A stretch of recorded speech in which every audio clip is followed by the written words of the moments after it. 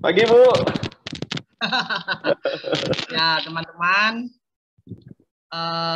ini apa namanya? Pembicara kuliah tamu kita pagi ini ya sudah hadir, Dr. Jokanan Kristiono. Beliau praktisi periklanan juga gitu ya, selain juga akademisi gitu teman-teman. Pak Jo ini alumni, jadi jangan salah. Alumni Unair juga, S2 dan S3 beliau dari FISIP ya, dari FISIP Universitas Airlangga. Nah, pagi ini Pak Jo akan sharing dengan kita semua tentang apa namanya ya, artinya industri periklanan di mana beliau memang menekuni juga seperti itu.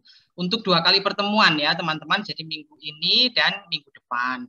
Minggu ini Pak Jo akan menyampaikan tentang prospek karir di industri periklanan di Indonesia, sementara minggu depan nanti lebih banyak cerita tentang bekerja di dunia iklan itu seperti apa sih gitu ya.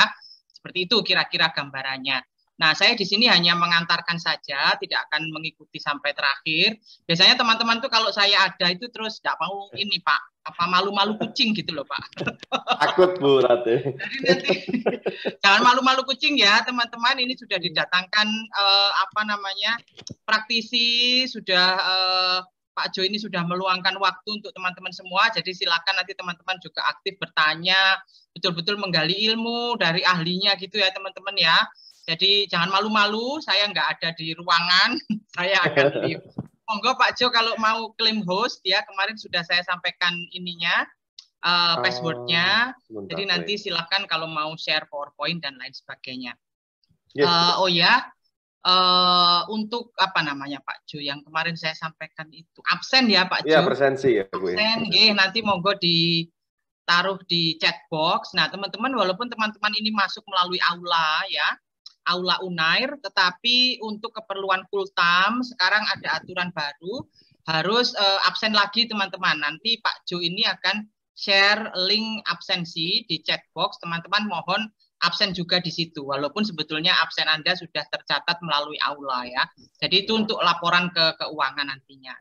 Dimas nanti tolong bisa juga screenshot ya untuk bukti bahwa perkuliahan ini terlaksana ya, dan apa namanya pembicaranya memang hadir untuk memberikan kuliah seperti itu. Saya kira itu Pak Jo yang bisa saya sampaikan. Matur nuwun sangat sudah datang ke Unair walaupun virtual. Jangan bosan-bosan. Kami minta bantuan ya. Mungkin semester-semester yang akan datang kami akan minta Pak Jo untuk banyak sharing juga seperti itu. Jadi itu saja teman-teman ya. Saya undur diri. Monggo semua apa namanya perkuliahan akan dihandle oleh Pak Jo langsung. Baik, Pak Nuwun, saya undur diri. Pak Jo. Siap Bu, berarti izin saya pegang kelasnya. Oke. Monggo. Ya, selamat pagi teman-teman, sehat semua ya. Ini ketua kelasnya Mas Dimas nih kayaknya ya. Yang on cam Mas Dimas aja soalnya. Biasanya gitu ya Mas Dimas ya? Sebenarnya bukan sih Pak. Oh gitu enggak ya? Iya. Siapa ketua kelasnya? Komtingnya ini? Enggak ada ya? Kayaknya nggak hadir Pak. Oh nggak hadir, ya udah. Iya. Total kelasnya untuk periklanan ini berapa orang ya Mas Dimas? Sekitar 110-an Pak, kalau tidak salah. 110 ya, 110. Ya. Ini masih 37, berarti 38 ya mahasiswanya. Separuh ya. Sepertiga. 137. Semester berapa aja Mas Dimas? Mohon izin, saya harus kulik dulu nih audiensnya. Semester 5 sama ada dari semester atas Pak. Semester 5 ya. Mas Dimas semester 5 ya? Ya, saya semester 5 Pak. Wih, rajin ketoro lagi.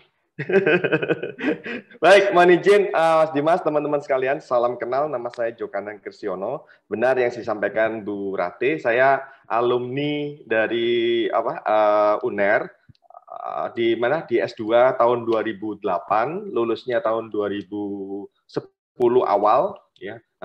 S2-nya saya 3 semester, jadi cuma 1,5 tahun di situ. Terus untuk S3 Untuk S2-nya media komunikasi ya teman-teman. Untuk S3-nya saya juga ngambil ilmu sosial, peminatannya media komunikasi studi. Itu 3 tahun juga, puji Tuhan tepat waktu juga. Kalau nggak tepat waktu mungkin sudah harus bayar kuliah dewe ya, karena beasiswa. Gitu. Seperti itu. Jadi S2 saya sama S3 saya dosen pembimbing dan promotornya juga Prof. Ramaida. Jadi memang benar-benar dari media studies. Kebetulan mulai tahun 2017 itu saya juga disuruh ngajar di S2 itu di Medcom di kreatif industri. Ya, saya memang dikasih mungkin 3 atau 4 kali pertemuan, memang praktisi yang mengajar di situ. Kreatif industrinya memang di bidang visual art sama apa namanya digital marketing seperti itu. Jadi ya memang disuruh sharing-sharing aja sih. Jadi mohon izin mungkin materinya hari ini karena saya berbasisnya adalah praktisi yang nyemplung misalnya, menyemplung di akademisi ya mungkin mohon izin nanti paparan saya juga tidak banyak teori-teori di situ, jadi lebih banyak menjelaskan tentang apa saja yang sudah saya jalankan selama mungkin bisnis saya ini bisnis kreatif yang di dunia advertising komunikasi itu sudah mungkin hampir 10 tahun sih. Jadi tidak saya besarkan, jadi nggak segedenya karena memang saya nyaman di kecil aja tapi rutin gitu aja. Itu nanti kenapa saya nanti akan jelasin kenapa kok nggak digedein ya. Ya itu seperti ini nanti saya akan jelasin. Mungkin 2 kali pertemuan ini, pertemuan pertama sama minggu depan saya akan jelasin kenapa kok nggak mau digedein ya Pak, seperti itu ya. Saya akan jelasin di situ. Nah teman-teman, mohon izin saya share screen ya, biar diskusinya lebih host disable attend. Oh sorry. Berarti harus diklaim ya ini Mas. Sebentar, saya klaimnya bagaimana nih? Saya izin bantu Pak, bisa. Oke, bisa ya.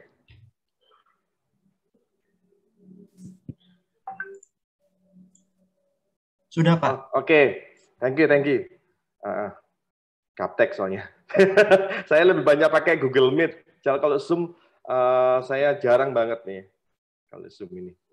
Kalau webinar kemarin yang di literasi digital beberapa kali saya pakai Zoom. Itu pun ada asisten sorotnya sih. Jadi bisa minta izin aja dibantu seperti itu. Udah tampak teman-teman? Udah ya, udah tampak ya. Semoga udah tampak. Sudah, Pak. Oke, sip. Baik.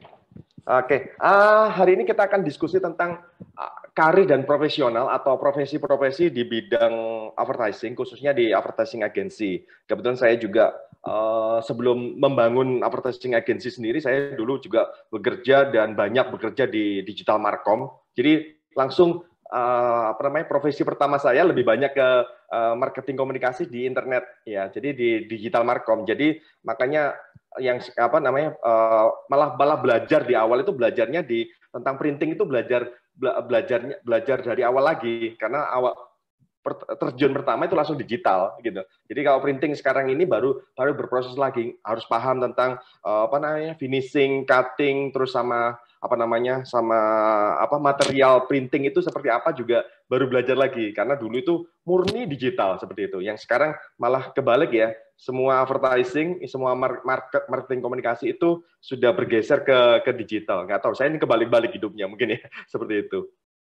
Baik, hari ini kita diskusinya cuma 3, Mas Dimas, Mbak Rania, dan teman-teman yang lain. Jadi kira-kira saya mau menjelaskan tentang advertising agency itu seperti apa. Terus saya juga akan coba menjelaskan teman-teman tentang tipe-tipe advertising agencies yang ada di Indonesia, seperti itu. Terus nanti untuk menghantar materi minggu depan tentang praktek-praktek atau proses kreatif dalam membangun atau merancang sebuah periklanan, itu saya akan mengantarkan tentang beyond of advertising. Jadi yang advertising yang tahapan lebih advance ya teman-teman, seperti itu.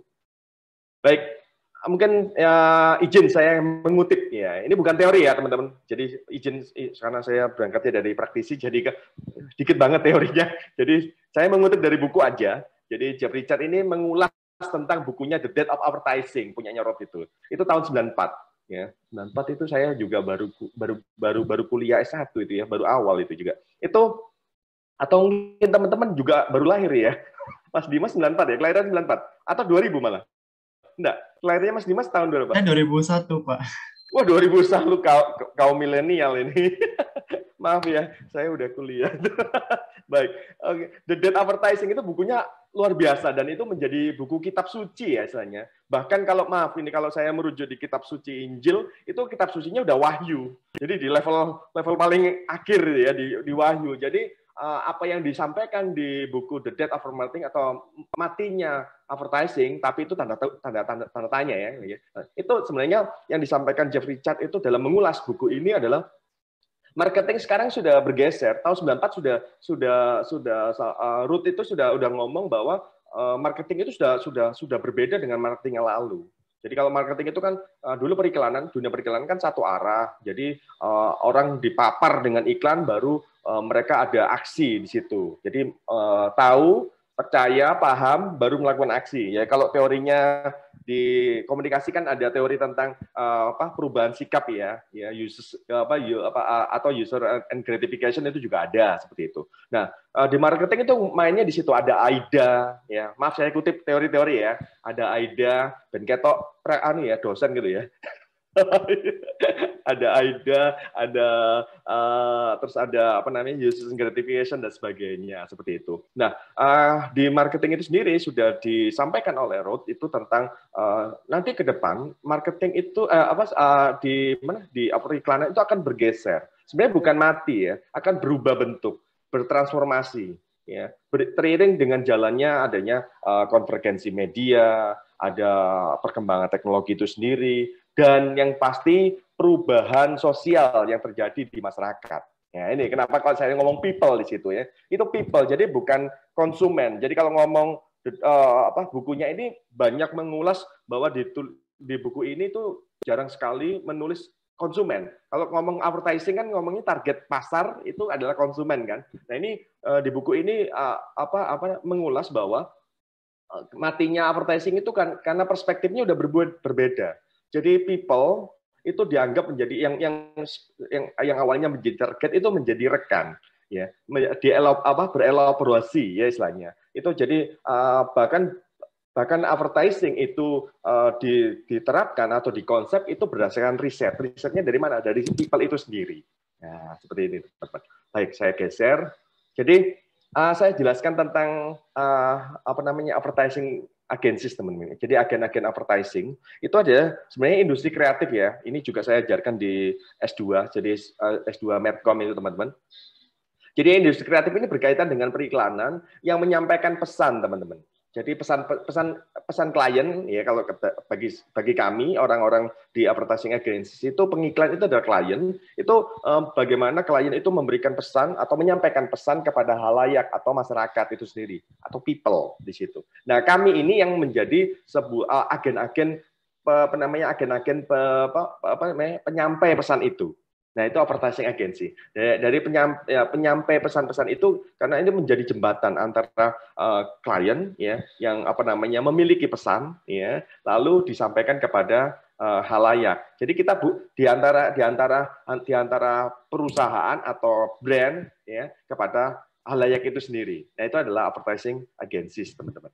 Nah, ya, ini mungkin saya jelasin tentang profesinya. Ini sudah masuk ke profesi. Jadi di profesi advertising agencies itu yang banyak muncul, ya, yang mungkin banyak muncul itu kebutuhan-kebutuhan atau pekerjaan-pekerjaan yang banyak dilakukan oleh teman-teman di advertising agencies itu sebenarnya ada 4 sih teman-teman. Jadi yang pasti ini copywriter, ini penting banget ini. Ya, copywriter. Nanti minggu depan saya akan jelasin tentang copywriter ini bergeser menjadi digital storytelling. Ya, storyteller istilahnya. Nah, itu nanti itu bergeser. Jadi copywriter kan tekstual yang dituliskan. Ya, bagaimana menciptakan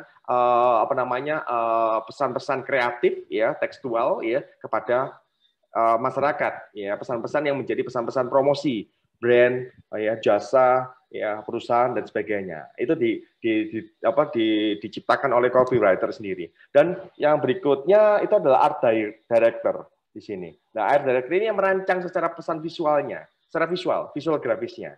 Ya, saya berangkat dari sini, teman-teman. Saya berangkat di digital marketing itu di art director dan web designer. gitu. Karena basic saya kan S1 saya teknik ya teman-teman di ITS itu saya berangkat dari visual art dan web designer. Saya lebih banyak dulu itu sampai sekarang itu lebih merancang visual infografis. Dulu itu jadi kalau dari copywriter ya teman-teman, copywriter itu kan tekstual pesan-pesannya. Dari situ karena budaya visual di masyarakat berjejaring ya saat ini. Ini kan saya teliti. Disertasi saya tentang digital activism dan budaya visual, teman-teman. Jadi ini saya berkaitan dengan apa yang saya lakukan sih sebenarnya. Ini praktek-praktek saya. Jadi apa yang diproduksi oleh copywriter tekstualnya itu divisualisasikan ya di desain istilahnya di desain menggunakan elemen grafis ya dan sebagainya itu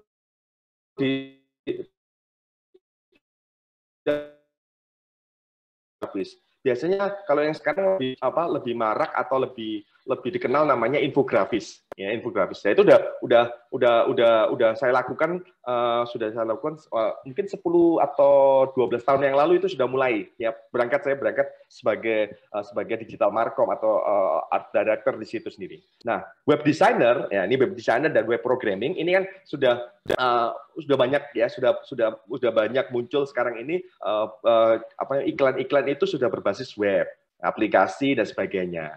Nah, ini web designer itu dulu saya 2001 mungkin masih Mas Dimas baru lahir ya. Itu saya bekerja pertama itu sebagai web designer sama web developer. Tapi bukan ke periklanannya, tapi membangun website institusi. Ya, institusi. Dan di situ memang banyak pesan-pesan ya atau tekstual yang divisualisasikan dalam bentuk web ya. Jadi kalau di istilah teknisnya itu ada UI user interface ya, UX ya, itu juga user interface experience. Di situ ada GUI graphic user interface itu saya rancang, saya desain ya dalam aplikasi web atau landing page di situ. Jadi bagaimana informasi-informasi dari institusi itu dituangkan dalam sebuah web ya webnya itu sampai bisa dibuka dalam beragam device baik itu handphone, tablet maupun laptop ataupun PC. Web designer memang ini web designer lebih banyak ke coding. Nah ini lebih nanti berangkatnya di advertising, beyond advertising atau advanced advertising. Web designer sama web developer ini sudah akan banyak dicari teman-teman ya. Dia akan ngomongin tentang SEO, search engine optimize ya dan sebagainya. Terus bagaimana menciptakan pasar itu sendiri menggunakan coding ya di web dan sebagainya. Nah, yang terakhir untuk yang profesi yang jamak atau banyak di advertising agency itu adalah photo director, teman-teman. Ini kembali lagi ke budaya visual ya di masyarakat jejaring ini. Saya kaitkan dengan teori lagi nih. Jadi teman-teman mungkin pernah baca namanya teorinya masyarakat berjejaring atau network society dari Manuel Castell. Manuel Castell tahun 2003 udah mengeluarkan buku tentang The World of Internet. Terus habis itu 2011 dia mengeluarkan 3 bukunya Trilogy of Network Society. Ya, sampai yang buku tahun 2013-14 itu The End of Millennium. Jadi selesainya era milenial, ya seperti itu. Jadi itu kan ada pergeseran budaya, perilaku masyarakat di situ sendiri. Nah, kalau orang-orang advertising bilangnya itu people itu sendiri berubah, perilakunya berubah. Ya dengan perubahan perilaku ini maka apa yang harus disiapkan atau diciptakan ya karya-karya iklan yang dirancang oleh advertising agency itu harus sesuai dengan halayak itu sendiri, sesuai dengan people atau masyarakat itu sendiri, teman-teman. Ya, ini empat profesi yang banyak ya muncul kalau ada advertising agencies yang ada di Indonesia itu sendiri. Nah, saya mungkin akan agak mengulik dikit ya tentang apa saja sih yang dilakukan oleh advertising agencies itu, khususnya di kampanye iklan, teman-teman. Sebenarnya dasarnya itu di kampanye iklan itu ada 5 tahap ya. Jadi kalau kita sudah melakukan brief project ya, sama ke klien gitu. ke klien itu sudah ada brief project, kita diberikan, ada diskusi. Biasanya brief project itu sudah 2-3 kali pertemuan aja udah kelar sebenarnya. Jadi umpama produk A atau brand A itu sudah sudah merancangnya targetnya seperti ini. Nah, itu biasanya advertising agencies ini juga memberikan edukasi, teman-teman. Jadi ini yang harus kita lakukan di advertising agencies itu banyak sekali brand ataupun pengiklan istilahnya, perusahaan dan sebagainya itu ya pengennya cuma targetnya kan mereka mereka pas produknya laku gitu kan. Ya, produknya laku ya, ada kalau di return of investment itu dievaluasi dia ada keuntungan yang harus diraih. Nah, itu yang harus kita edukasi kepada pengiklan, kepada brand dan sebagainya, itu bahwa iklan itu kan medium promosi, ya. Jadi medium ini adalah medium mengkomunikasikan pesan. Jadi bukan direct marketing. Kalau di keilmuan marketing atau pemasaran, iklan ini kan dia kalau saya kaitkan dengan Philip Kotler ya, 4P itu kan. Iklan itu di promotion di P yang terakhir ya, kan ada produk, price ya, placement sama promotion. Ya, iklan itu ada di promotion ya, dan itu dari tahapan terakhir di 4P-nya markomnya ini Philip Kotler gitu ya. Itu harus kita edukasi ya, kita edukasi kepada pengiklan itu sendiri bahwa iklan itu tidak akan bunyi atau tidak akan punya dampak yang efektif jika P yang 3P yang pertama, produk, price sama placementnya juga nggak jalan. Nah, itu makanya harus sinergi. Harus kita waktu brief project ini yang kita duduk bareng ya, ada brainstorming, bahkan kita mengedukasi pengiklan itu sendiri. Nah, baru kalau sudah mencanangkan project kampanyenya, itu baru yang dilakukan oleh advertising agencies ini 5 tahapan ini, mulai dari analisis pasar ya ini datanya bisa diambil dari produsen itu sendiri atau pasar yang memang kita bisa observasi. Ini udah mulai riset tuh ya. Jadi 2 tahapan itu malah riset. Kita lakukan riset itu. Riset pasar sama riset target ini. Jadi ada target ini, kita target pasarnya seperti apa sih ya. Baru kita rancang budgeting. Ya, klien ini punya budget berapa ya. Kalau targetnya seperti ini, budget apa yang harus disiapin. Baru setelah itu budget sudah disiapin, baru kita rancang namanya media planning ya. Mediumnya apa, kanalnya apa dan sebagainya. Ya, ini urutannya seperti itu. Baru media planning kita melakukan aksi, kita melakukan penetapan iklan itu sendiri, baru dievaluasi. Seperti itu, teman. Jadi ini sebenarnya siklus habis evaluasi, karena iklan itu kan tidak bisa kalau kampanye iklan apalagi itu tidak bisa hanya sekali iklan selesai, enggak. Jadi siklus ini harus kita lakukan. Setelah kita evaluasi baru kita riset lagi. Pasar tadi dampaknya seperti apa sih ya? Dalam memaknai ya dalam iklan kita ya. Iklan kita itu efektif enggak dan sebagainya. Itu kita harus evaluasi lagi. Lalu balik lagi ke analisis pasar, target pasar, budgeting lagi ya, media planning lagi. Jadi mungkin media kemarin dievaluasi medianya tidak tepat ya dan sebagainya. Baru kita rubah ya. Seringkali yang sekarang itu pokoknya gini, iklannya itu kita iklan Instagram aja, umpama gitu. Sering itu banyak klien kemarin gitu. Instagram aja kita pakai ambasador ya atau selebgram dan sebagainya. Kemarin gitu banyak. Pakai milih ini dan sebagainya. Terus ya ini ya waktu duduk bareng itu kita brief dan sebagainya. Lo produknya tuh nggak cocok dengan ambasadornya yang dia pilih. Loh, yang penting dia kan followernya banyak. Nah, ini kan kita edukasi tentang ya harus dicermati bahwa apakah benar ambasador ini atau nanti selebgram dan sebagainya ini yang bisa menarasikan gitu, atau menyampaikan pesan-pesan promosinya produk yang kita iklankan. Nah, ini yang kita harus kita pahami. Makanya itu harus ada riset dulu. Pasar, analisis pasar, lalu target pasar kita tetapkan, budgeting juga, baru media planning. Itu teman-teman. Jadi itu yang terjadi kemarin gitu. Jadi banyak ya itu namanya pengiklan ya. Jadi pengiklan sudah duitnya udah disiapin banyak, ya udah habis banyak.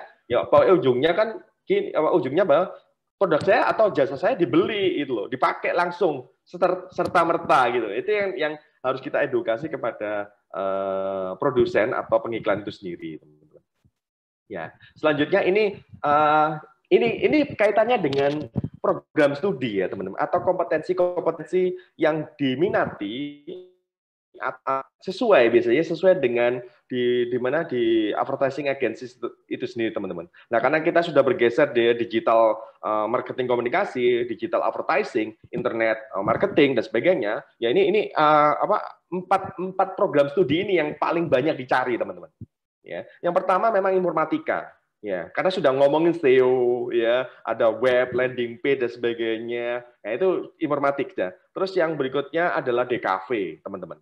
DKV, desain komunikasi visual, ini DKV. Terus ya ini ranah kita nih yang berikutnya itu di komunikasi. Ini bukan urutan ya, teman-teman, bukan urutan mana yang terbanyak atau terbaik sebenarnya. Nih, jadi empat program studi ini yang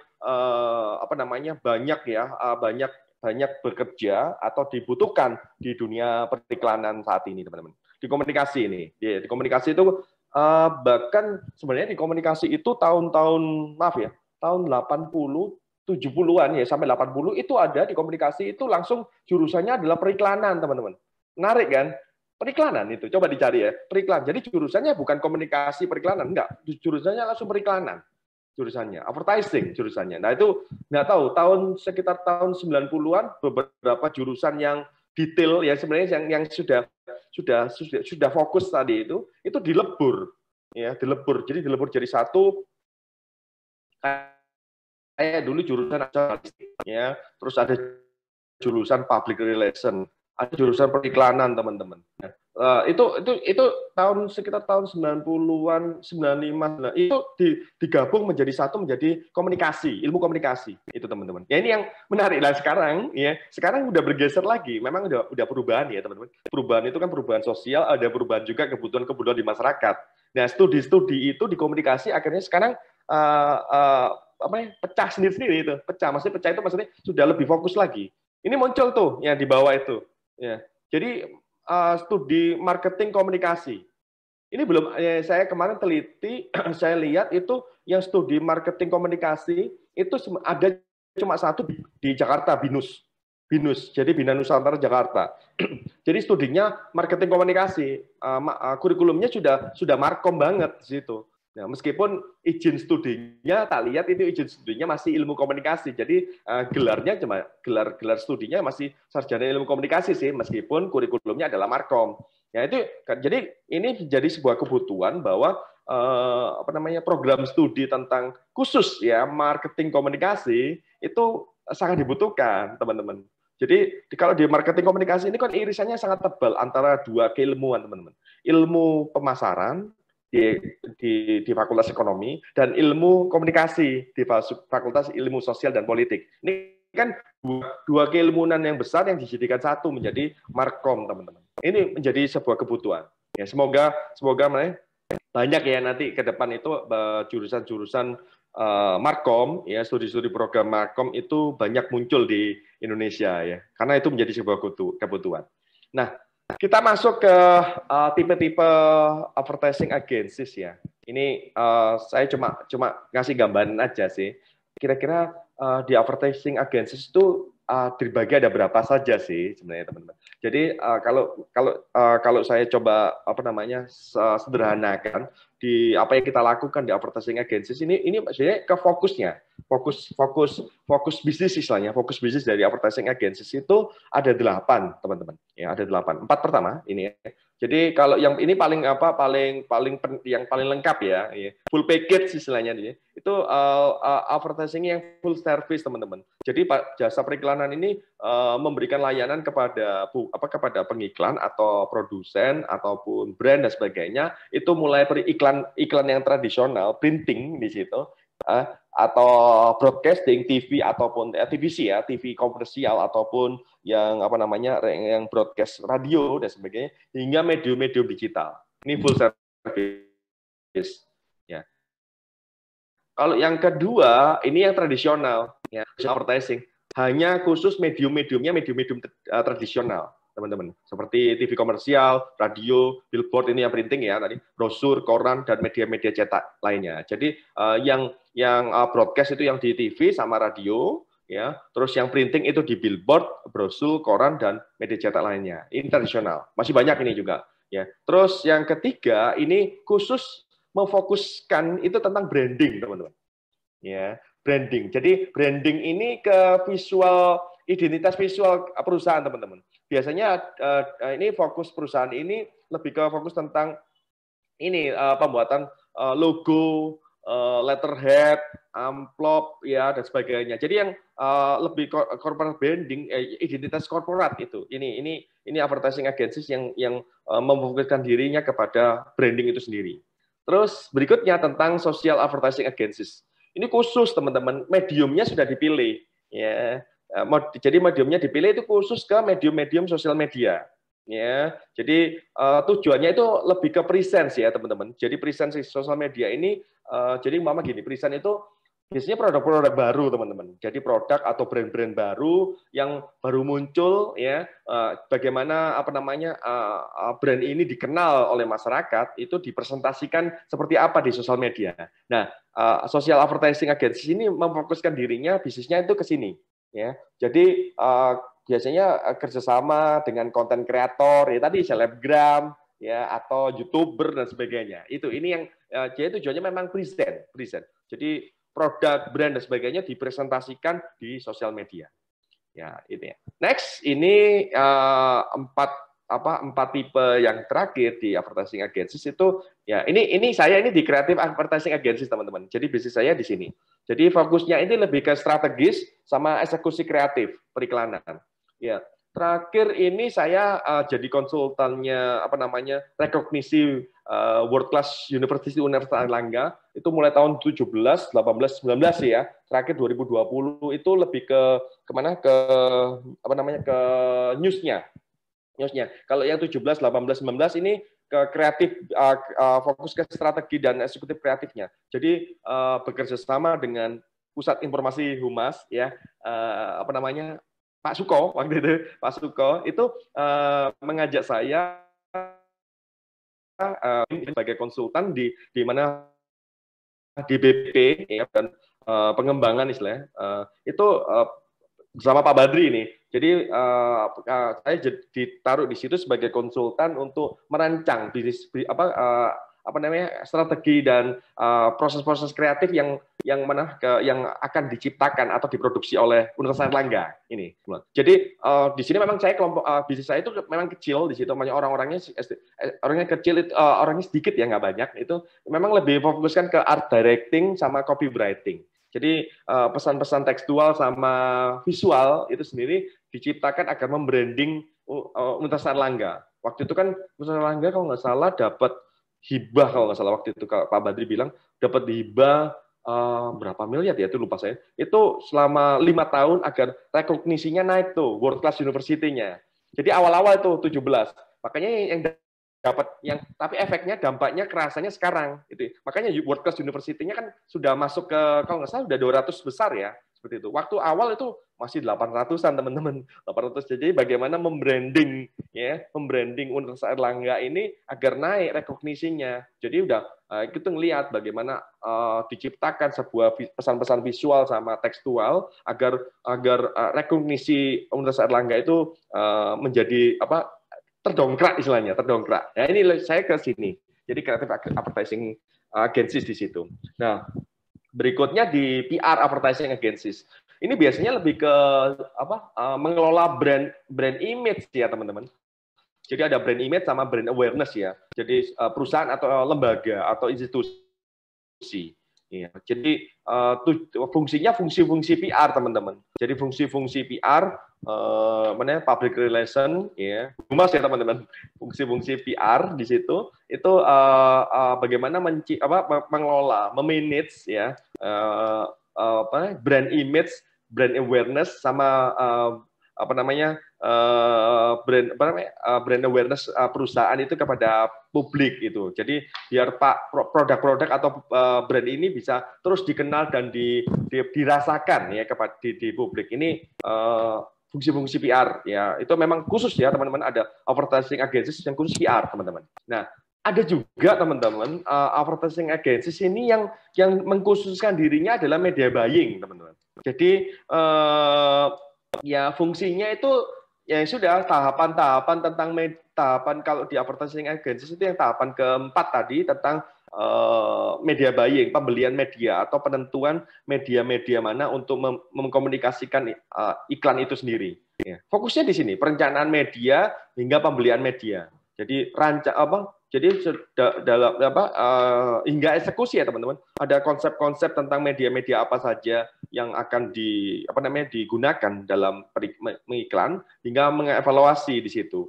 Jadi ada pembelian media, eksekusi pembelian media, naruh iklannya di media itu sendiri, lalu dievaluasi seperti itu. Tapi lebih ke medianya, teman-teman.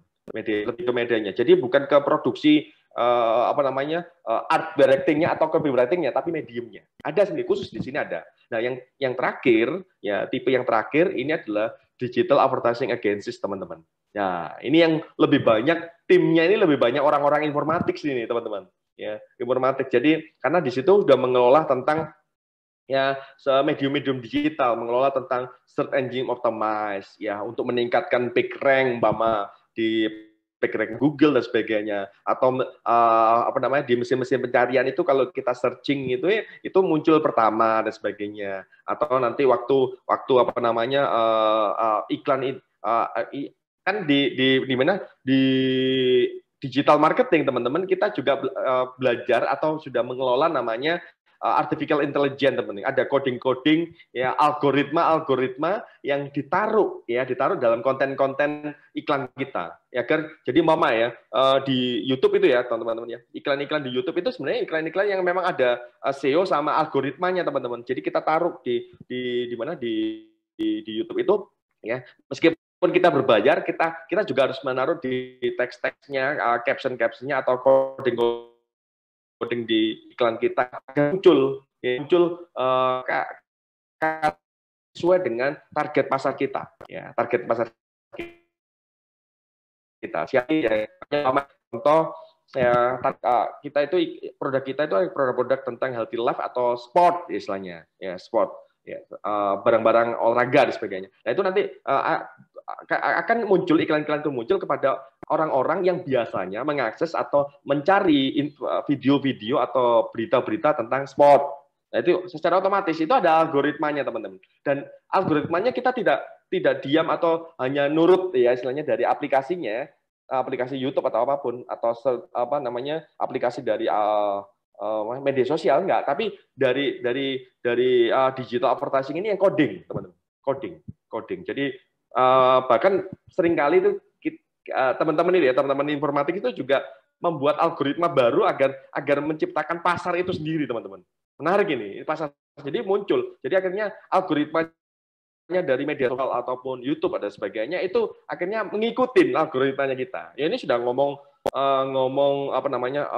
ini kerjanya orang-orang informatik ya teman-teman ya. Jadi art director-nya sudah menciptakan visualnya, tapi ini bagaimana itu present atau muncul pada publik itu ya ini teman-teman dari informatik di situ. Jadi ada social media marketing ya, website design dan development itu ya, ini udah ngomong bahasa pemrograman teman-teman.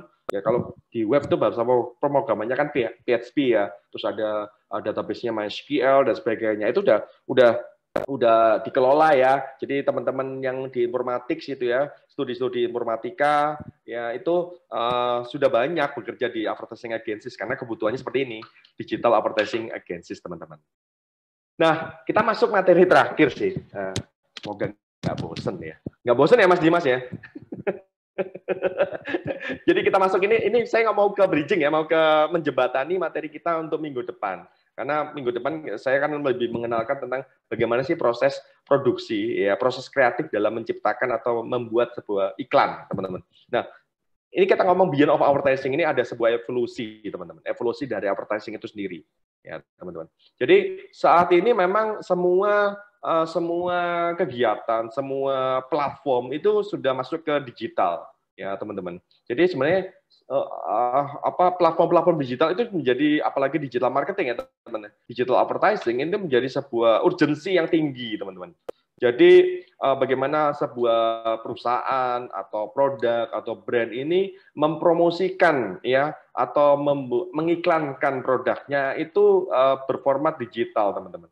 Jadi platform-platform yang digunakan itu menggunakan platform-platform digital, media-media sosial, kanal-kanal komunikasinya juga semuanya berplatform digital teman-teman. Jadi ini karena memang ada perubahan sosial yang terjadi di masyarakat berjejaring teman-teman, ya katanya Kestel ya ini ya. Itu perubahan masyarakat yang selalu share ya, selalu mencari informasinya sudah bukan ke platform-platform tradisional, jadi seperti cetak maupun broadcast radio ataupun televisi. Jadi mereka selalu mencari informasinya berbasis digital, baik itu di web maupun di media sosial itu sendiri. Nah ini teman-teman, itu menjadi sebuah urgensi ya di mana di advertising agencies itu sendiri teman-teman. Ya. Jadi sebenarnya kata kuncinya dari advertising agencies atau di beyond advertising ya bertransformasi ya teman-teman menjadi beyond advertising itu sebenarnya di advertising agency itu menciptakan jembatan ya atau membantu perusahaan itu agar bisa melakukan CRM teman-teman. Jadi ada CRM itu yang Customer Relationship Management teman-teman. CRM itu yang ini sekarang ya teman-teman. Sekarang banyak dicari ya kompetensi kalian tentang CRM teman-teman. Jadi Customer Relationship Management. Ini penting teman-teman. Ya, ini basisnya adalah memang basisnya dari CRM itu teman-teman, basisnya adalah informatika dan komunikasi teman-teman.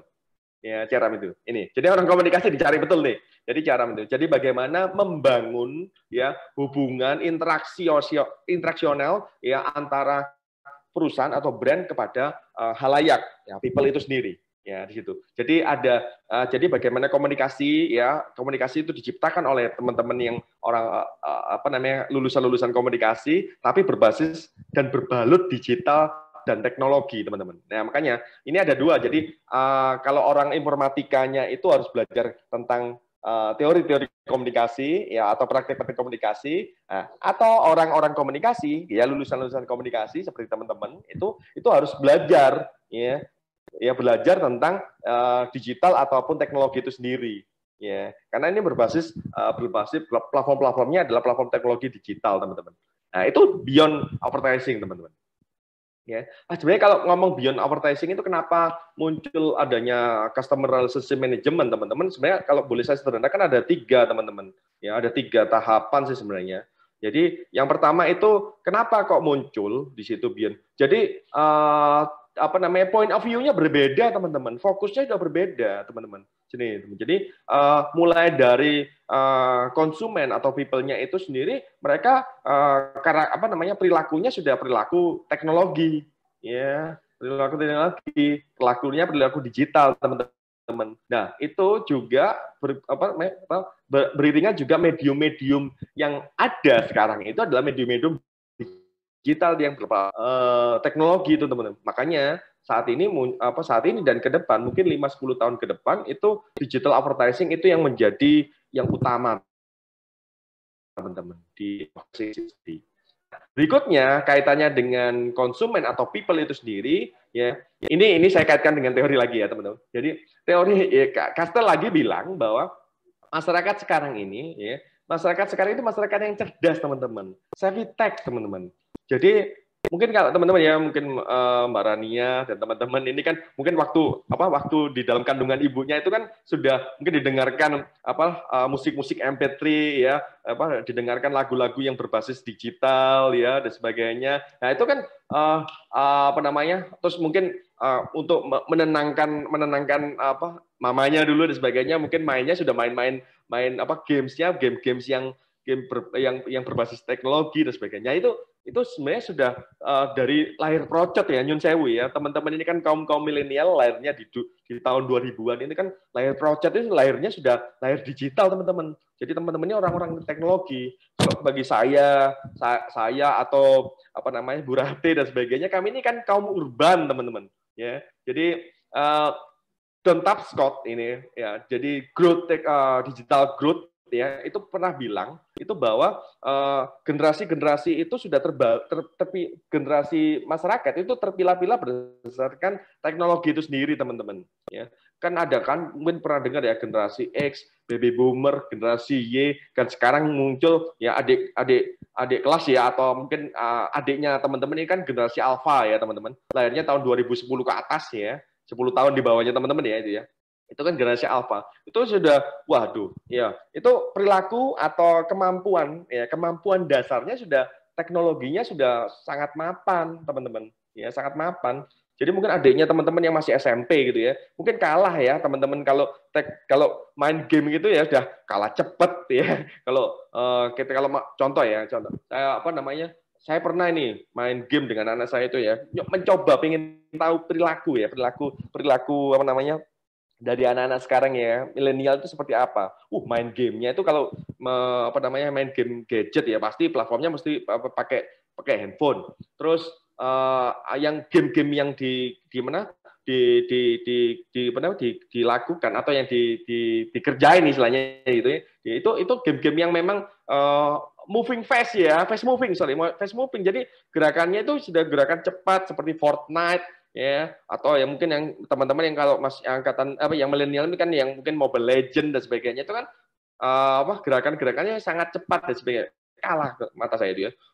Waduh, jadi itu menunjukkan bahwa ada sebuah gap teknologi ya.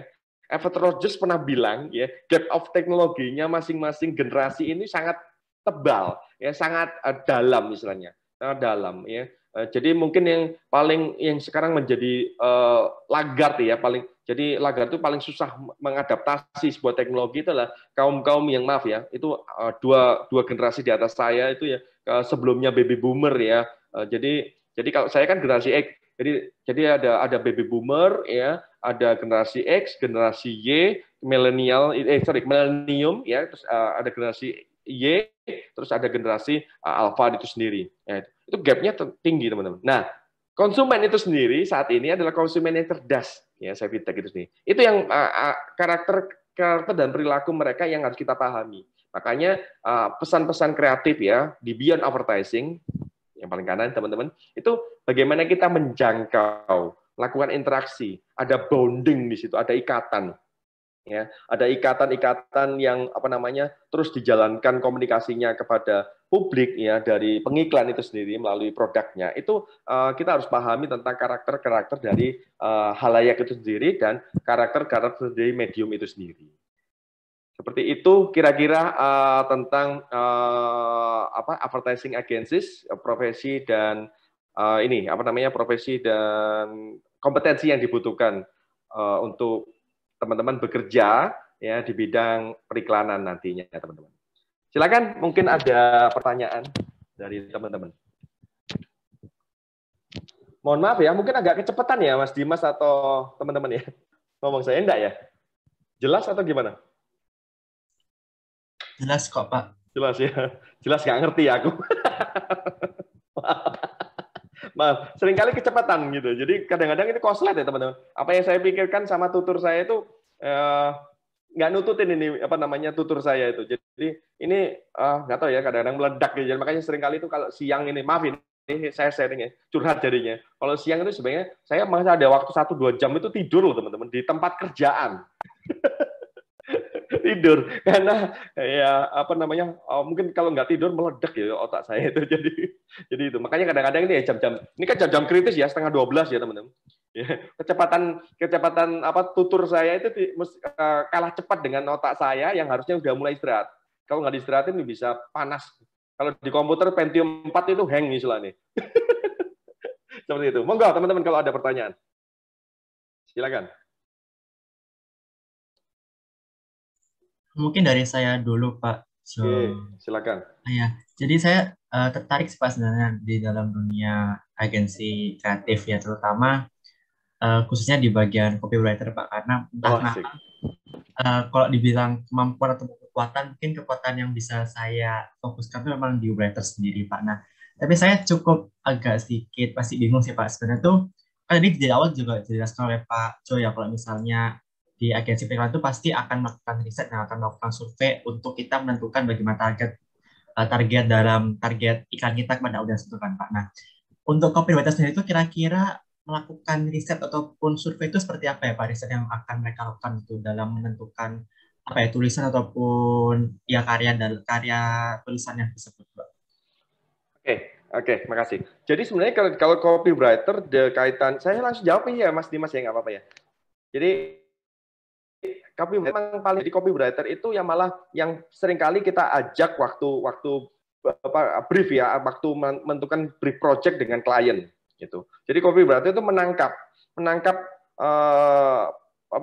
rencana-rencana atau tujuan-tujuan dari klien itu sendiri atau perusahaan itu sendiri. Menangkap maunya apa nih ya. Jadi copywriter ini kami tugasin itu menjadi ada analisis produk ya atau brand itu sendiri. Kira-kira produk atau brand ini itu value atau nilai-nilai yang mau disampaikan kepada publik itu apa? Nah, itu orang copywriter tujuh. Jadi menerjemahkan.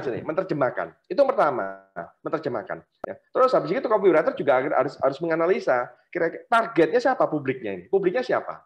Kira-kira publik ini ya, kan ada akhirnya ya ini ngomong marketing ya teman. Jadi publik ini kan sudah kita bisa pilahkan segmentasinya ya.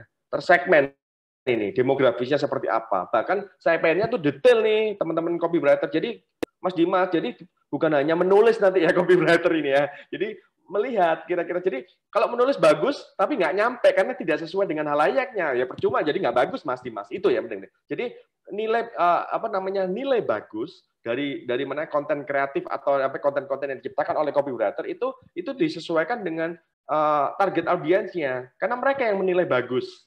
Ya kan, pesan ini nyampe dengan benar, diterima, dipahami, dan akhirnya bisa menggerakkan, misalnya tujuan iklan kan menggerakkan untuk pembelian ya, untuk aksi di situ. Itu adalah halayak sih apakah tepat ya, tepat. Jadi contoh, jadi copywriter itu cara menuliskannya itu ya sesuai dengan halayak ini sepertinya biasa membaca apa ya, hobinya apa, sampai perilaku seperti itu ya. Jadi biasanya copywriter juga ada sedikit juga ada. Jadi ada riset tentang riset produk, ada riset halayak itu sendiri, dan terakhir ini adalah riset media.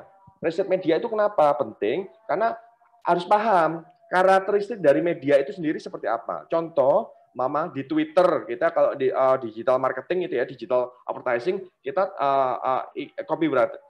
Twitter paling banyak tuh copywriternya ya. Jadi cuma maaf ya, mungkin kalau sekarang dibatasi cuma 160 atau lebih ya sekarang, lupa saya. Sekitar 160 sampai 200 kata di situ. Ya muncul. Jadi ada batasan-batasan yang harus kita pahami. Terus kedua, nanti kalau di Twitter mungkin yang di Instagram ya. Instagram itu juga ada copywriter dan caption-captionnya juga itu kan mendukung dari visualnya ya. Visualnya tadi, umpama di feed ya. Di feed-nya itu kan feed-nya bicara tentang apa fotonya. Jadi nanti juga teman-teman yang nanti lebih ke visual ya, karakteristik dari media juga harus kita pahami. Karena kalau contoh di Instagram mau diiklanin itu infografis saja itu ya juga salah, teman-teman. Salah banget. Kenapa? Karena di Instagram itu sendiri muncul diciptakan karakteristik dari pengguna Instagram itu adalah foto, teman-teman. Jadi bukan visual grafis yang didesain itu foto. Jadi foto yang ada captionnya. Yang itu kan pengembangan dari aplikasi Snapchat sih sebenarnya. Snap, foto, dan chat di situ, teman-teman. Jadi ada. Nah, ini chat itu sendiri muncul dari caption-caption dari orang memproduksi konten kreatif tekstual di situ. Ya, copywriter ngomong di situ. Yang tugasnya di situ copywriting. Ya, jadi ada narasi-narasi, ada diksi-diksi yang sesuai dengan targetnya, ya seperti itu, sesuai dengan mediumnya dan menggambarkan agar bisa dirasakan itu produknya, itu produk knowledge tadi, analisis produk itu terus diciptakan ya oleh copywriter agar sampai dirasakan betul oleh target audiensnya atau khalayak itu sendiri. Kira-kira itu sih Mas Dimas. Iya Pak, berarti memang ini ya Pak, riset sendiri berarti memang selain kita bisa menulis juga kita harus paham tentang media itu sendiri ya Pak, yang terutama dalam karakteristik medianya. Oke Pak, sudah sih gambaran sebenarnya. Iya, Jadi gini teman-teman, mungkin gambaran kan ada copywriter, ada visual director, ya, ada web designer atau web developer di situ. Terus apa namanya, dari ketiga ini teman-teman, sebenarnya yang harus dipahami dari ketiga kompetensi yang dibutuhkan, mereka harus juga paham tentang, yaitu harus bisa melakukan analisis, ya. Jadi ketiga kompetensi ini atau empat tadi ya, empat kompetensi ini sebenarnya kan kompetensi-kompetensi yang sebenarnya kalau dari sisi itu sebenarnya bukan keilmuan seni ya, teman, seni ya. Jadi mama seniman ya, ini bukan seniman, desainer itu bukan seniman ya, penulis itu juga bukan seniman, maaf ya, kecuali kalau Mas Dimas ini nanti saya sebagai penulis apa, novel, wah itu CC, terserah Mas. Jadi mama ya, terserah. Jadi buku-buku yang diciptakan itu berdasarkan inspirasi di dalam ya, di dalam kita, dimunculkan, dituangkan dalam tulisan. Nah, kalau yang copywriter atau visual director, ya, web designer, ya, dan sebagainya, itu ya dia menceritakan, mengkomunikasikan bukan dari internal dari yang memproduksi itu, tapi adalah dari pengiklan atau brand itu sendiri, produknya.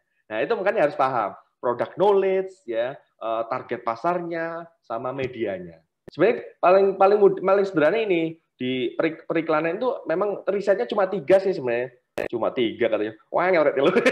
Riset produk, riset pasar, sama riset media. Itu aja sih sebenarnya. Kalau udah dipegang, wah siapapun ini, ada copywriter, visual art, photo director dan sebagainya, wah itu pasti ya karyanya pasti bunyi lah itu sih. Bunyi itu pasti karyanya. Seperti itu sih, teman-teman. Silakan kalau ada pertanyaan lagi.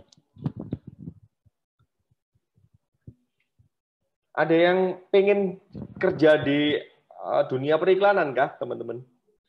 Atau sudah bekerja malah ya, sudah bekerja di dunia iklan? Ada nggak? Gak seneng kok, angel kok periklanan, ojo. Malah gaul. Jadi dunia iklan itu dunia yang keras, teman-teman. Jadi periklanan itu keras. Karena seringkali memang advertising agensi satu dengan satunya juga bertabrakan. Tapi kami punya konsorsium sih, kan ada ADGI, terus ada konsorsium pengiklan ya, P3I istilahnya itu juga ada. Jadi itu ada rambu-rambu istilahnya, rambu-rambu yang harus kita pahami ya, kode etik yang harus kita jalankan itu juga ada. Seringkali kami malah berkolaborasi dan berelaborasi teman-teman antara agensi satu dengan agensi satunya. Jadi mama saya lebih ke kreatif ya, tadi lebih ke konsep strategis ya, ke konten kreator ya dan sebagainya. Itu saya lebih ke, terus akhirnya saya bekerja sama dengan agensi yang lebih ke media buying ya. Jadi saat ini sekarang itu kan nggak bisa yang advertising agencies yang tadi yang saya sampaikan yang di tipe yang pertama itu jarang sekali, itu kecuali perusahaan yang sudah sangat besar itu, dan perusahaan yang sangat besar pun sekarang banyak tuh. Contohnya kemarin tuh saya dapat project dari saya perusahaan apa ya, itu dia punya projectnya punyanya Bank Jatim. Bank Jatim mau launch Simpeda yang baru, ya, launching Simpeda yang baru, dia pegang eventnya, tapi dia akhirnya bekerja sama, kita kolaborasi, ya, jadi saya menjadi third party di situ dalam perencanaan strategis iklannya. Jadi saya dapat dari konten kreatif visual design sama ke sosial media. Seperti itu, saya dapat project itu 2 itu Bank Jatim kemarin. Itu tahun 2020 akhir itu. Jadi ya itu kami duduk bareng ya, itu jadi Kodi Enterprise ya, Kodi Enterprise. Teman saya Kodi Enterprise itu kan perusahaan besar tuh ya. Itu sendiri sudah mengurangi. Jadi mereka tidak punya kurang kekuatannya, jadi mereka hanya kuatnya di media buying gitu aja. Kuatnya di media, tapi untuk lebih kreatif ke digital, media sosial ya kurang. Akhirnya gandeng rekan-rekan ya seperti saya ini, rekan untuk kerja bareng. Yaitu sekarang zamannya kolaborasi, teman-teman, collab istilahnya ya. Kolaborasi ya, ada elaborasi yang terukur di sana, yaitu ya agar produksi iklannya tetap jalan ya, tetap kreatif, itu aja sih. Kira-kira itu sih teman-teman. Ada yang lain mungkin? Silakan kalau mau ditanyakan. Yang on cam cuma 4 ya. Yang lainnya belum mandi kayaknya. Atau yang on cam ya juga belum mandi juga nggak tahu ya. Mbak Kania, siapa ini? Mbak Santi ya, Parayi. Oh iya, yang lainnya off cam kabar. Itu. Kapan ya teman-teman mulai kuliah luring atau offline ya teman? Nggak pernah ya? Belum tahu ya? Ada wacana untuk semester depan sih Pak, kalau nggak salah, kalau jadi. Tergantung dari evaluasinya Satgas ya. Satgas COVID-nya UNER ya. Siap nggak PTM-nya gitu ya? Iya sih, tantangan. Naik lagi tuh, apa namanya kan, COVID-nya jadi naik lagi, ya repot kan seperti itu. Sudah baik, meskipun divaksin 2 juga tetap aja kena, itu ada beberapa seperti itu. Iya. Ada lain teman-teman yang mau ditanyakan tentang advertising agencies, khususnya untuk prospek dan karir misalnya? Saya izin bertanya, Pak. Monggo, Mbak Farayi ya? Atau panggilnya siapa nih? Panggilannya Ai. Ai, Mbak Ai, monggo. Ya, oke. Terima kasih Bapak atas kesempatannya. Jadi saya izin bertanya, kan tadi kata Bapak konsumen atau masyarakat itu seiring berjalannya waktu berubah karakternya. Jadi kayak semakin pintar dan semakin paham teknologi. Maaf. Nah, apakah agensi periklanan atau dunia periklanan itu juga harus mengikuti perubahan yang ada di dalam masyarakat? Kalau misalnya semisal dunia periklanan atau agensi periklanan tidak mengikuti perubahan tersebut, kemungkinan atau dampak apa yang akan terjadi? Terima kasih. Ya, makasih Mbak Ai. Iya, harus sih Mbak. Jadi seperti ini statement dari kehidupan, sorry ya, sok-sokan bijak kami ini, sok wise. Jadi perubahan itu kan pasti, ya, hal yang pasti dalam kehidupan. Yang tidak berubah, yang tetap itu adalah perubahan itu sendiri. Mungkin sering dengar ya. Nah, makanya perubahan itu yang apa namanya yang secara apa namanya maksudnya secara langsung ataupun tidak langsung harus kita alami, harus kita lakukan. Itu juga terjadi di dunia periklanan, ya. Ya itu contohnya tadi yang saya kasih contoh yang Kodi Enterprise itu kan advertising agency ini besar tuh ya, cukup besar di Indonesia. Dia punya di Jakarta, di Surabaya juga, pusatnya di Surabaya sih. Itu juga yang dulunya printing, teman, lebih banyak ke printing, ya. Jadi printing, terus akhirnya bergeser, harus berubah. Mereka kalau mengembangkan di khusus di digital juga apa namanya investasinya cukup tinggi dan sebagainya. Terus akhirnya perubahannya seperti apa? Yaitu berkolaborasi. Ya, saya juga kan nggak mungkin, Mama. Saya apa namanya memang tetap mengerdilkan package ya kreatif industri saya itu kan package-nya memang tidak saya besarin, saya kecilin aja. Karena apa? Karena memang yang saya branding itu adalah personal branding saya yang sebagai konsultan advertising seperti itu. Jadi saya lebih memberikan consulting atau pendekatan atau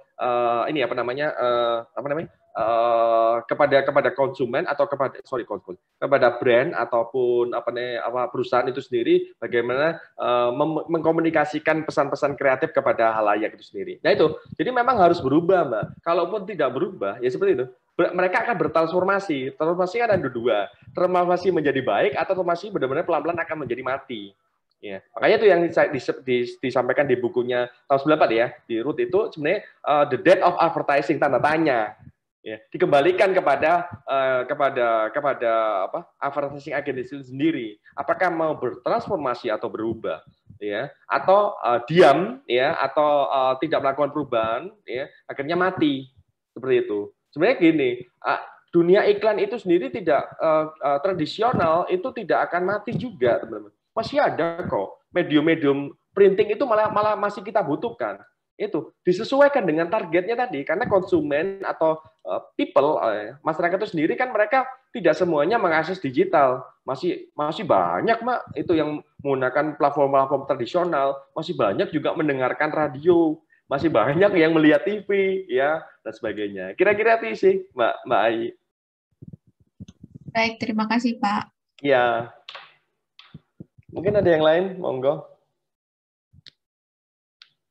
Silakan, mungkin ada pertanyaan. Atau sudah jelas, ada dua nih ya kalau diem itu ya, jelas atau nggak ngerti blas.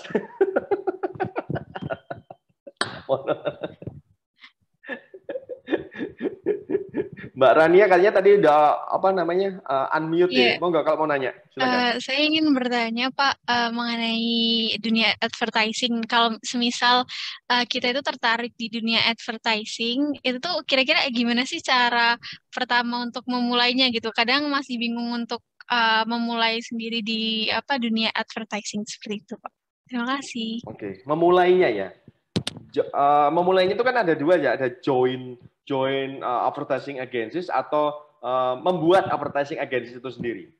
Ya, memulainya. Jadi kalau membuat itu sebenarnya mudah sih. Sebenarnya kalau membuat itu sendiri ya, lebih ke konten kreatif ya. Apalagi sekarang kita perusahaan itu kan startup bisnis itu banyak banget yang memang mulainya dari kecil, nggak langsung gede. Investasinya juga dari kita sendiri. Apa yang kita punya dari handphone, dari komputer ya. Yang modal paling gede kan otak kita ya. Modal paling gede itu kan kompetensi kita yang kita miliki. Jadi kita mau lihat dulu nih. Kira-kira kayak tadi Mas Dimas tadi kan sudah kita udah tahu kompetensi kita yang paling optimal atau paling besar itu apa. Mungkin Mas Dimas sukanya nulis. Mungkin Mbak Rania ini yang lebih kemana gitu. Saya mau nanya dulu nih, Mbak Rania ini kalau menganalisis diri sendiri, ya. Contoh ya, melakukan SWOT analisis. Kira-kira Mbak Rania ini kalau di strength-nya di mana? Kekuatannya di mana? Masih belum bisa untuk analisis diri sendiri. Jadi gini, jadi teman-teman saya kembalikan nih, teman-teman ini kan sudah semester 5 ya, teman-teman ya, semester 5. Coba sih mulai sebelum ya tadi kan saya lebih banyak cerita tentang melakukan riset-riset kepada publik, kepada media, ya, kepada target itu sendiri, ya, kepada produk itu sendiri dan sebagainya. Coba kita riset untuk diri kita sendiri. Ya. Kita lakukan riset untuk diri kita sendiri. Jadi paling gampang itu ya melakukan SWOT analisis kepada diri kita. Kira-kira strength kita, strength-nya Mbak Rania, strength-nya Mbak Ayi ini apa? Kekuatannya apa? Kemampuan yang paling menonjol apa ya? Kemampuannya apa? Ya. Terus masuk ke weakness-nya apa? Kekurangannya apa? Jadi apa yang kekurangannya? Kira-kira dari kekurangan yang kita punya itu bisa nggak ya kita perbaiki atau kita tingkatkan agar hilang itu kekurangannya ya. SWOT kan, SWOT strength, weakness ya, opportunity itu menghilangkan ya, ada peluang-peluang untuk meningkatkan kompetensi itu seperti apa ya, atau meningkatkan peluang-peluang yang lain itu seperti apa. Terus threat ya, ancaman dari dalam diri kita sendiri atau ancaman dari luar. Itu penting sebenarnya Mbak. Jadi kita mulai dari kita sendiri ya. Jadi saya itu nggak bisa desain, tapi saya suka desain. Itu banyak tuh. Saya suka melihat. Jadi sebenarnya gini, kalau saya ngomong itu orang-orang yang nggak bisa desain, tapi suka desain baik, itu selera desainnya keren banget itu.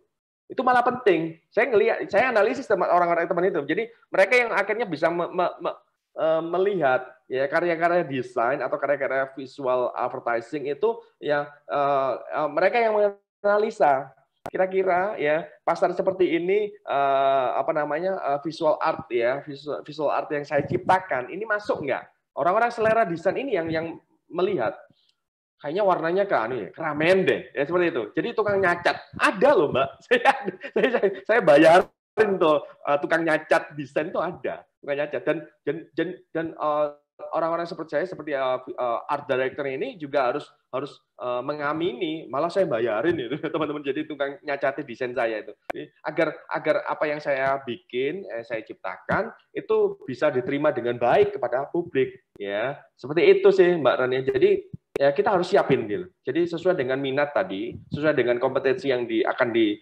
diraih nantinya agar bisa masuk di dunia periklanan itu sendiri. Baik personal atau kita menciptakan kreatif industri sendiri ya dunia periklanan atau ikut di bisnis kreatif yang sudah mapan ya seperti itu. Kira-kira itu sih Mbak Rania. Baik, terima kasih banyak Pak. Ya, silakan teman-teman yang lain. Resen, Mbak Martina, silakan Mbak Martina. Ya, selamat pagi Pak Johan. Ya. Sebelumnya terima kasih atas waktunya. Saya mau bertanya sedikit sih tentang periklanan ya. Nah, misalnya Bapak kita bekerja di agensi periklanan, kemudian kita ada proyek untuk membuat advertising untuk suatu perusahaan begitu ya. Nah, ketika kita sudah merancang sedemikian rupa, sudah melakukan riset dan lain sebagainya begitu ya. Tapi kemudian ada perusahaan ini komplain gitu karena apa sih, aku udah bayar mahal-mahal ke kalian agensi, tapi ternyata produk yang mau saya jual tuh nggak selaku itu, padahal kalian mungkin agensi ternama begitu karena itu sebenarnya bagaimana ya Pak menanggapi seperti itu? Apakah memang ada kesalahan pada risetnya atau memang bagaimana untuk menanggapi seperti itu ketika kita sebagai pihak yang memiliki tanggung jawab sebagai agensi gitu sih Pak. Mungkin itu saja yang mau saya diskusikan kepada Pak Johan. Terima kasih banyak. Iya, Mbak Martina. Oke. Iya. Wah, ini sering, Mbak. Jadi bukan hanya sekali dua kali. Makanya waktu duduk bareng, saya kan tadi sudah jelasin tentang brief project ya. Brief project itu kita duduk bareng dengan klien gitu ya.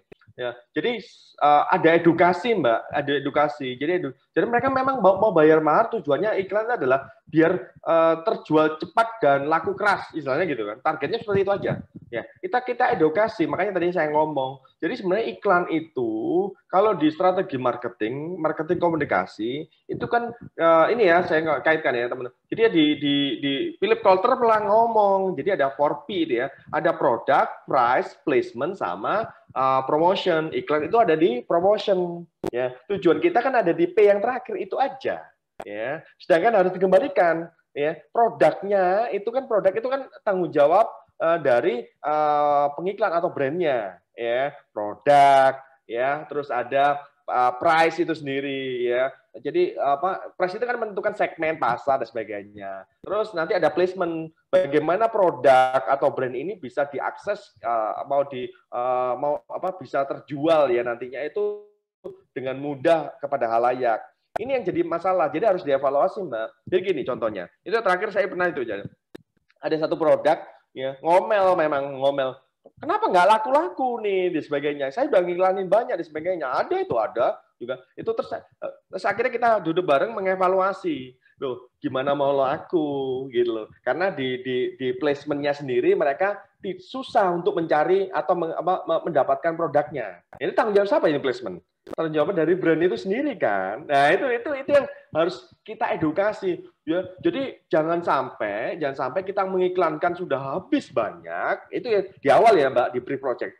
Dia menghabiskan iklan luar biasa banyak ya, iklannya di mana-mana sebagainya. Tapi susah mencari produknya. Nah, sama aja loh ya. Jadi ngomongnya banyak dan sebagainya, orang sudah percaya, udah mau membeli, bahasa Jawa campur.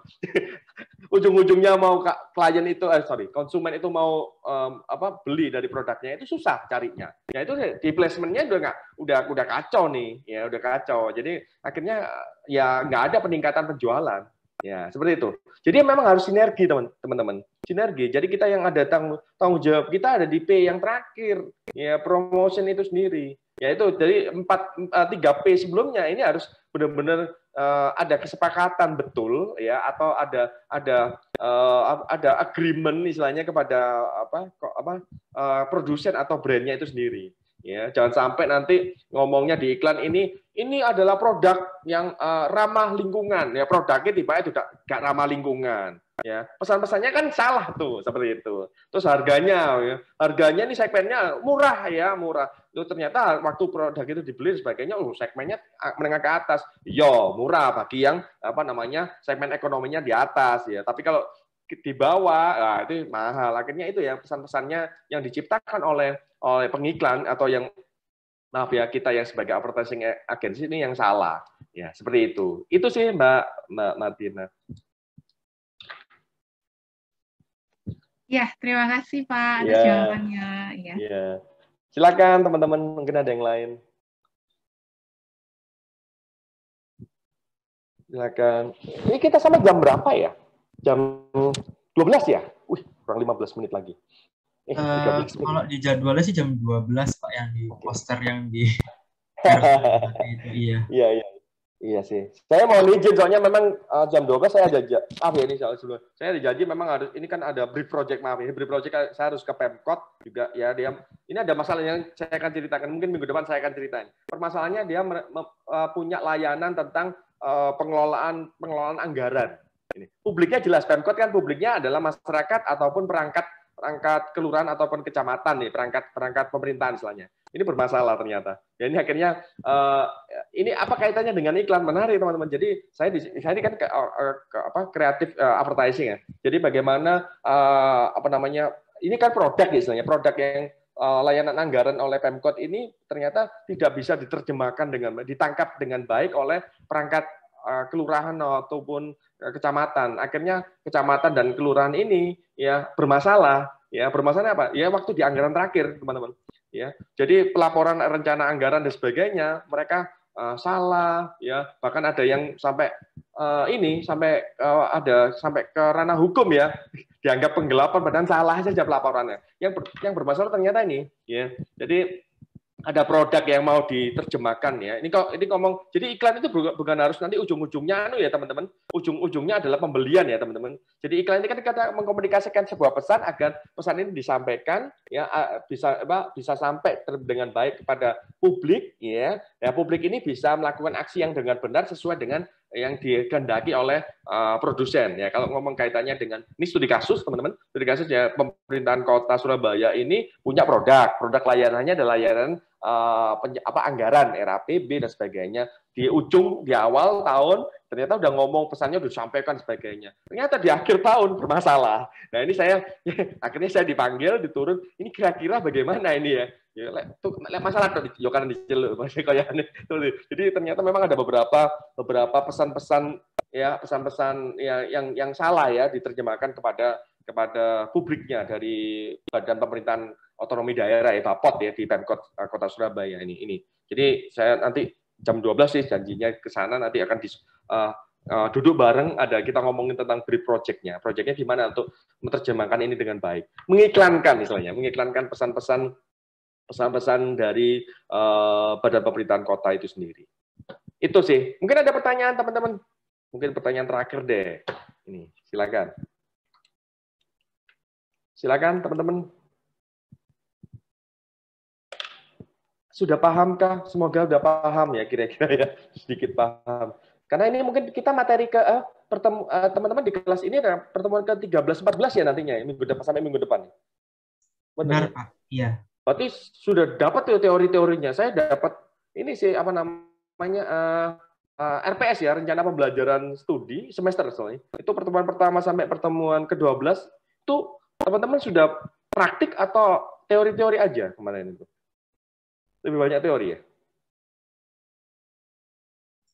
Iya sih Pak, karena setahu kita itu memang untuk mata kuliah itu sedikit berubah dari tahun sebelumnya, di mana katanya dari PJMK itu sendiri memang untuk tahun ini tuh lebih difokuskan ke dasar dari periklanan sendiri, belum masuknya ke prakteknya gitu.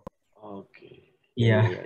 Iya. Jadi saya dikembangkannya saya itu sebenarnya pengen ngajak produksi iklan dan sebagainya, ternyata enggak Pak, ini dasarnya aja ya sudah. Seperti itu. Ya sudah, nanti saya kasih studi kasus aja. Jadi kita diskusi minggu depan aja, kita diskusi tentang praktek-praktek pembuatan iklan, kita diskusikan gitu. Itu mungkin ada yang lain teman-teman? Yang mau ditanyakan sebelum kita tutup kelasnya? Sudah difoto Mas Dimas atau komtingnya kelasnya buat laporan katanya? Pak, sudah, cuma mungkin kalau teman-teman bisa on cam bisa foto dulu sebelum berakhirnya. Ayo yes. Kita tutup aja udah, kita tutup. Saya yakin ini jam 12 sudah panggilan alam untuk makan siang ini ya. Sudah jam-jam kritis pasti sudah seperti itu. Monggo, ayo kita foto aja nih. Teman-teman yang nggak berhalangan bisa on cam sebentar mungkin. Silakan dirapikan dulu rambutnya atau jilbabnya agar fotonya biar baik. Yuk, on cam, Mbak Rania. Ya, silakan. Oke. Mbak Isya, silakan. Ayo, di on cam. Nah, ini udah kelihatan nih Mbak Tasya, Mbak Aisyah. Mbak Rena